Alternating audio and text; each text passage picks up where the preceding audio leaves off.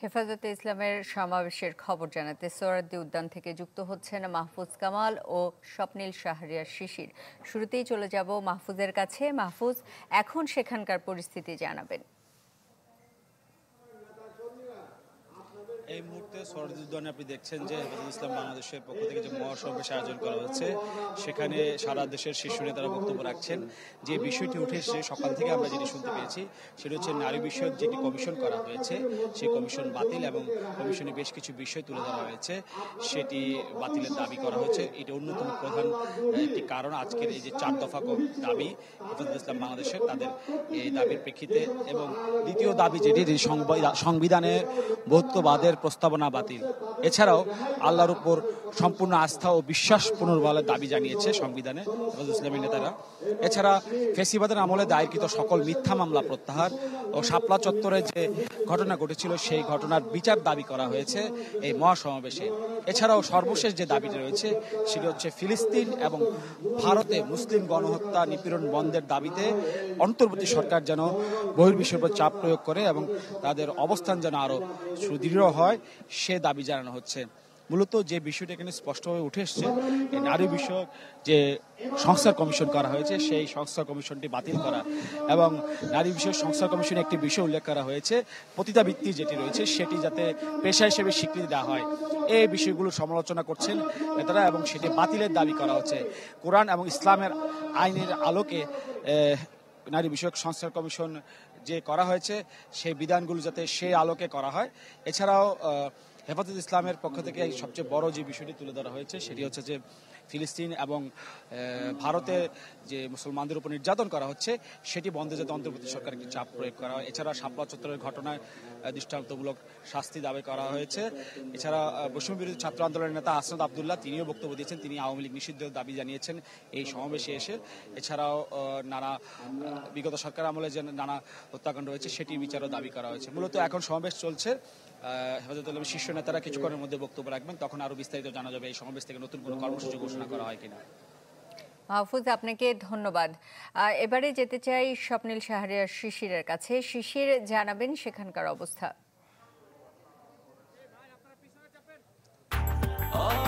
Breakfast, tiffin কিংবা snack টাইমে মজাদার আয়োজন মানে অল টাইম ব্রেড।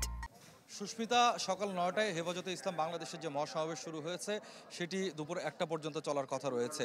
আমরা দেখেছি ফজরের নামাজের পর থেকে আসলে যারা সাধারণ মানুষ রয়েছেন, মুসল্লিরা রয়েছেন, তারা কিন্তু এই মহাসমাবেশের ভেন্যু এই সোহরাওয়ার্দী উদ্যানে এসে জড়ো হয়েছেন এবং এখনও কিন্তু তারা কিন্তু আসছেন।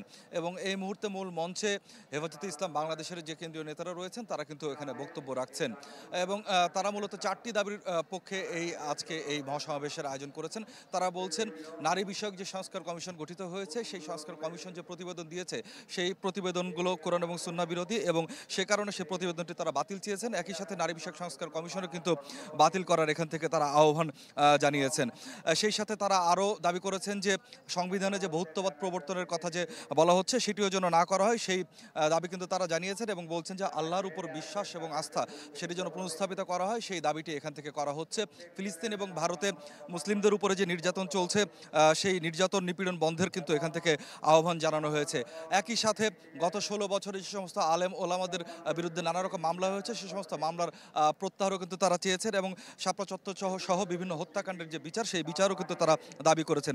এবং এখানে যারা বক্তব্য রাখছেন তারা বলছেন যে ইসলামের প্রয়োজনে এবং দেশের স্বাধীনতা সার্বভৌমত্বের প্রয়োজনে তারা যে কোনো সময় মাঠে নামতে প্রস্তুত এবং এই জন্য যদি প্রয়োজনে জীবনও দিতে হয় সে কারণে তারা জীবন দিতে প্রস্তুত আছেন, সেরকম দাবি কিন্তু তারা জানিয়েছেন।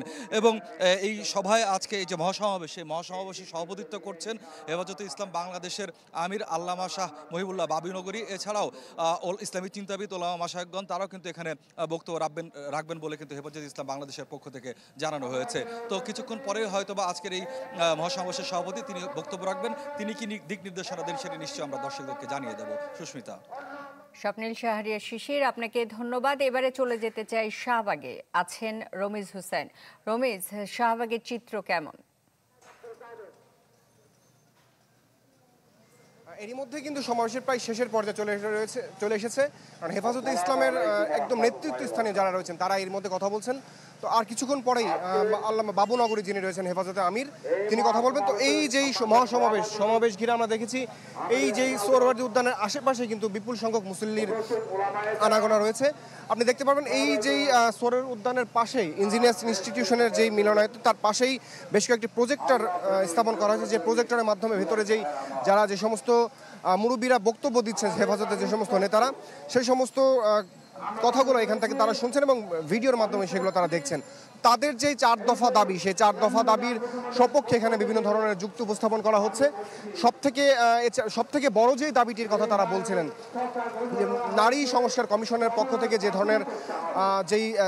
ধরনের যেই সুপারিশগুলো আসলে উপস্থাপন করা হয়েছে সেখানে আসলে তারা নারীদেরকে অবমাননা করেছেন। যেখানে ইসলাম ধর্ম নারীদেরকে সবথেকে বেশি সম্মান দিয়েছেন সেখানে তারা সম অধিকারের কথা বলছে এবং সম্পত্তিতে যে সম অধিকার সেটা যেই কথাগুলো আসলে এই যে সমস্ত নারী সংস্কার কমিশনে যেই তথ্যগুলো বলছে সেখানে এটি সম্পূর্ণই কোরআন এবং সুন্নাহর পরিপন্থী এবং এই ধরনের বেশ কিছু কথা তারা বলছেন। এছাড়া 5ই মে হেফাজতে ইসলামের যেই সমাবেশে সেই সময়কার সরকার আওয়ামী লীগ সরকারের পক্ষ থেকে যে ধরনের হামলা এবং পুলিশের পক্ষ থেকে যে ধরনের হামলা এবং নির্যাতন করা হয়েছিল এবং বিপুল সংখ্যক যে সমস্ত আলেম ওলামা এবং বিভিন্ন ইতিমের কথা তারা বলছেন যে তাদের মৃত্যু হয়েছে, এই সমস্ত ঘটনায় হেফাজতে ইসলামের বিভিন্ন নেতাকর্মীদেরকে তারা আসামি করেছেন। এই সমস্ত মামলা তাদেরকে প্রত্যাহার করতে হবে। এই অন্তর্বর্তীকালীন সরকার যিনি রয়েছেন ডক্টর মোহাম্মদ ইউনূস তার কাছে তারা ধরনের দাবি জানাচ্ছেন।